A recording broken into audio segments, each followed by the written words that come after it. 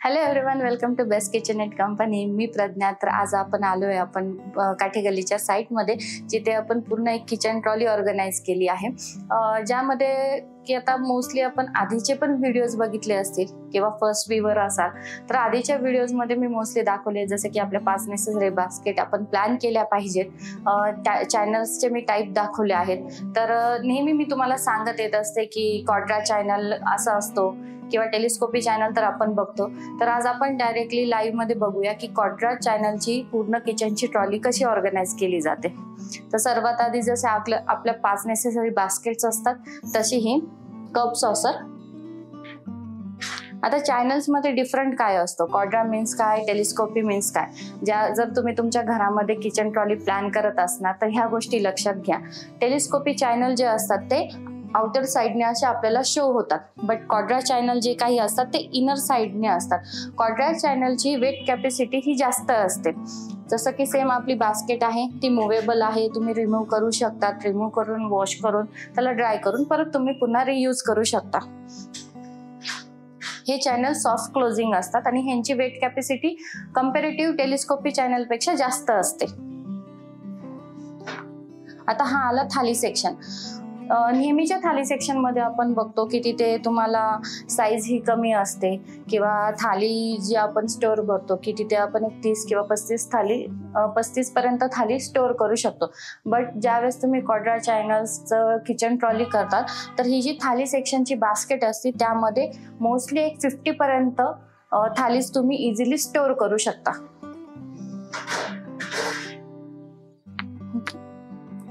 हा नंतर cutlery section. आपलं खूप क्लटर किचन दिसतं, खूप मेसी दिसतं की आपल्याला पटकन स्पॅच्युला मिळत नाही, परत स्पून मिळत नाही, चाकू वगैरे ह्या गोष्टी मिळत नाही. ज्यावेळेस आपण हा कटलेरी सेक्शन ऑर्गनाइज करतो त्यामध्ये तुम्ही पार्टेशनमध्ये इझिली ह्या सगळ्या गोष्टी स्टोअर करू शकतात. यामध्ये ऑप्शनही असतो, जसं की हे एसएसचं आहे. यामध्ये तुम्ही PVC मटेरियलमध्ये सुद्धा घेऊ शकतात, वुडनमध्ये सुद्धा तुम्ही यामध्ये घेऊ शकतात. असे 3 मटेरियलचे टाईप आहे. तुमच्या चॉईस प्रमाणे तुम्ही ऑर्गनाइज करू शकता.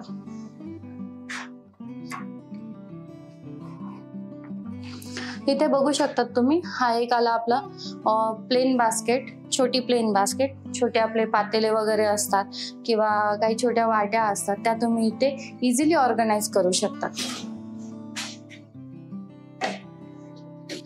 ही मोठी प्लेन बास्केट आहे, ज्यामध्ये तुम्ही आपले मोठे काही डब्बे असतात किंवा कढई असती, कुकर असती, मोठे जे काही कंटेनर्स असतात ते तुम्ही इथे स्टोअर करू शकता.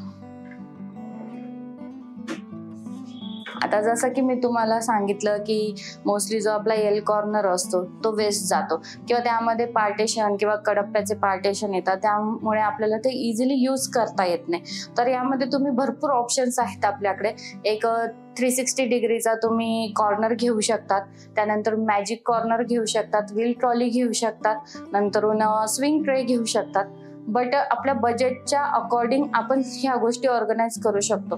तसंच सेम आता ह्यांनी इथे कसा त्या डगचा वापर करता येईल त्या हिशोबाने हा कॉर्नर युटिलाइज केला किंवा हा कॉर्नर डिझाईन केला. हाफ सेक्शन मध्ये हा पार्टेशन केलं, डोअरला सेक्शन देऊन इथे हिंचेसने कनेक्ट करून पूर्ण हे तुम्हाला हा कॉर्नर आतमध्ये यूज करता येईल आणि हा डोअर पण तुम्हाला इझिली कव्हर करता येईल. म्हणजे याने तुमचं तो स्पेसही युटिलाइज होणार, तुम्हाला तो स्पेसही वापरता येणार. त्यानंतर हे इझिली तुम्ही ऍक्सेस पण करू शकता.